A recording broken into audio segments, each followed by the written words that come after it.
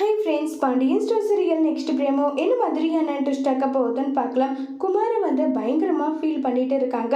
ரொம்பவே எங்கே போயிட்டா இவர் தெரியலையே, என்ன ஆச்சோ தெரியலேன்னு சொல்லிட்டு ஒரு பக்கம் ஃபீல் பண்ணிட்டு இருக்காங்க.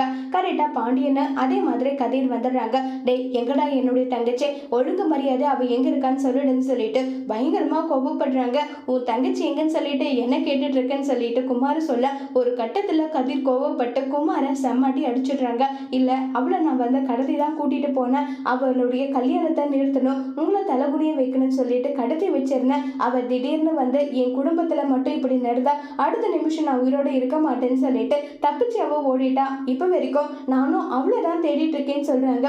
இதை கேட்டு அவளுக்கு மட்டும் ஏதாவது ஒண்ணு ஆச்சு, உனக்கு யாரையும் சும்மாவே விட மாட்டேன்னு சொல்லிட்டு ரொம்பவே கோவமா அங்க இருந்து கிளம்பி போறாங்க. அங்க போயிட்டு பார்த்தா அந்த இடத்துல நம்ம அரசி உட்கார்ந்து கோவில ஃபீல் பண்ணி அழுதுட்டா இருக்காங்க. உடனே பாண்டியன் அங்க வராங்க. அரசின்னு சொல்றாங்க, அப்பா இதுக்கும் இவனுக்கும் எந்த சம்மதமும் கிடையாதுப்பா, இவன் என்னை பழி வாங்கணுன்றதுக்காக இப்படி பண்ணிட்டாப்பான்னு சொல்லிட்டு எல்லா விஷயமும் சொல்றாங்க.